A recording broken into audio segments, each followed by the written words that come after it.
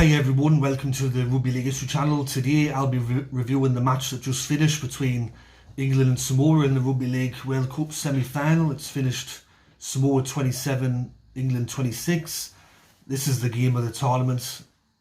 There hasn't been a game so far in this tournament that's even come close. This is definitely the game of the tournament. Lots to talk about. So we'll start with straight off, right from the kick-off. Samoa kick out on the full through Milford.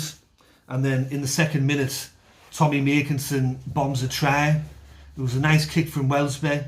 Tommy Makinson outleaps Toto but loses the ball over the line.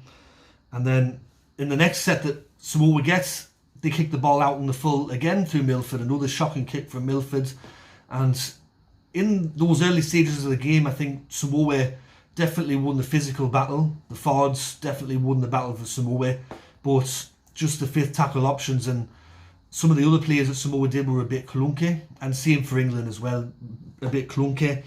And then the first try of the match come through Lafayette. It was a very poor read from Callum Watkins, totally missed Lafayette, and Lafayette scores. I'll be talking about Callum Watkins and his performance a bit later on.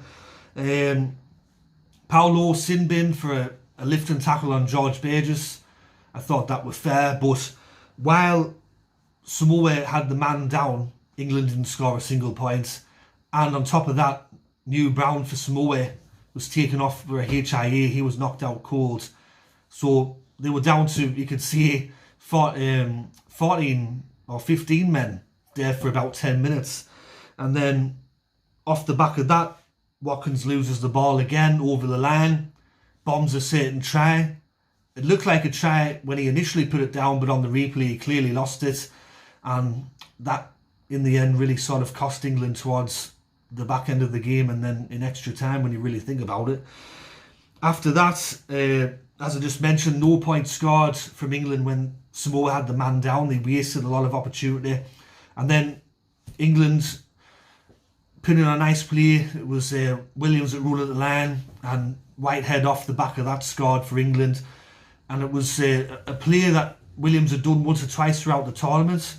Took on the line like that, and this time it worked again, and Whitehead scored the try. And then after that, it was another try conceded from England. This one was probably one of the softest tries I've actually seen England concede in my life. Very embarrassing, this one, very poor read. It all come off the back of Jack Wellesby kicking the ball dead on the last tackle. Samoa got a 7-tackle reset off the back of that. They scored a try where Leggy Sow completely went down the blind side there. Callum Watkins fell asleep. Another try for Samoa. So Samoa led at half time. And at that stage, it was just a case of England where we were our own worst enemy that first half, because both of Samoa's tries come off poor reads or bad mistakes, and we bombed 2 tries ourselves. Second half, it was Samoa's turn to bomb a try. They had 4-on-1. Milford didn't see that and they ended up losing the ball. That was the 42nd minute. 44th minute, Callum Watkins kind of redeems himself a little bit. He put the tackle on Lafayette, which lost the ball for Samoa, and Bateman scored underneath the post. And then Crichton scored 49th minute. This come off just... It was a case of just Harlem Globetrotter on the last tackle there, just throwing the ball around, and Stephen Crichton scores. Then Dominic Young, no pressure from any Samoan player around him. It was a nothing kick from Luai, and Young loses the ball. Samoa score again off that. And then this was, I think, the turning point of the game, and this is what led it to golden points. So Samoa were on the attack. They looked comfortable, and then Taylor May lost the ball on about the third or fourth play. Off the back of that, England put pressure on. Then there was a try scored from that, and then there was another penalty.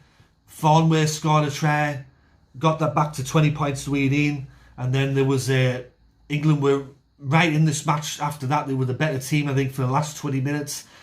There was a needless penalty given away by Paulo. He pushed Tompkins when he didn't really have to. England got another 2 points from that, made it 20 points to all. Then Radley throws the intercept. I don't know why he tried that pass. It kind of was never on. He just should have taken the ball up, but Crichton scored from that. It was shades of the 2021 NRL Grand Final. Crichton raced away to score a try, made it 26 points to 20 in favour of Samoa. And then with about 3 minutes to go, Farnway scores a try off a great play from Williams. He cut the line open, drew him past to the fullback, and Farnway scores. Makinson converts, makes it 26-all, goes to golden point. And you think to yourself, if Watkins converts that chance in the first half, if Makinson converts that chance, it's game over, England win. But as I've said in many videos since I've started this channel, when you get to semi-finals, when you get to finals, you have to fucking score off every opportunity, every half opportunity, every try that you look like scoring, you have to execute it, because it comes back to bite you. And then in golden point, Welsby. Now Jack Welsby, he should know better. He's a 3-time grand final winner with St Helens. He's played in some big matches. I know he's young, but he's got a lot of experience, and he cost England the game. I was going to say if we lost the game in regular time, then it would be Watkins, but it's actually Jack Welsby that's cost us the game. Threw the ball to himself, knocked it on. Samoa get the drop goal chance through that. It was knocked down. Then Jack Welsby with a forward pass, and then Samoa kicked the field goal off that through Stephen Crichton, and Samoa win the game 27 points to 26.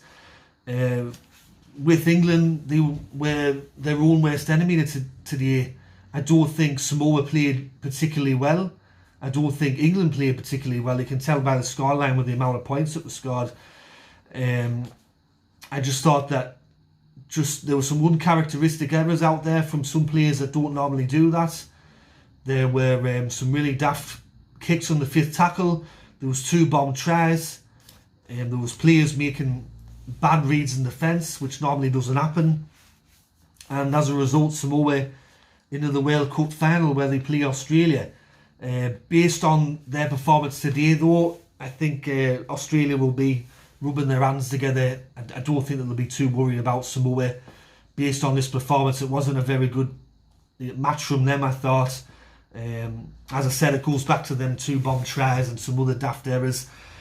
Jack Welsby, he'll learn from this performance. He'll learn from these mistakes, hopefully.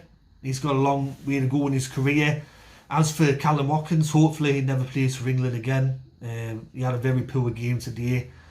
And yeah, he's one of the reasons why we lost today, Callum Watkins. But some of the players that played well for England today, Elliot Whitehead were very good.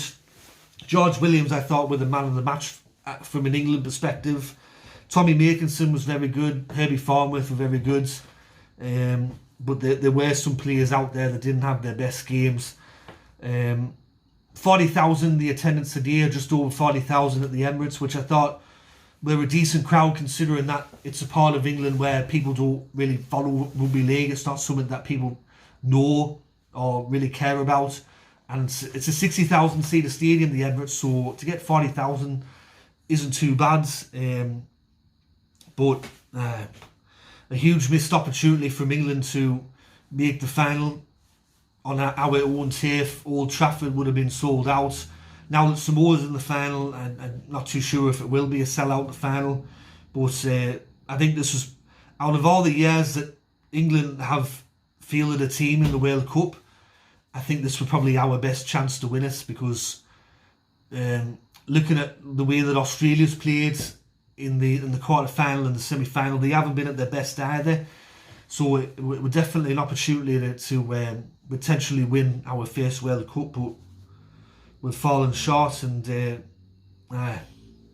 players that they've let down a lot of people today, and they're gonna have to take a long hard look at themselves, to be fair. Like, so anyways, that's been my review of the semi-final between England and Samoa. Samoa win this one. But thanks for tuning in, everyone, and thanks for watching this review. Let me know your thoughts of the match below, and I'll catch you all later in the next one. Alright, bye for now.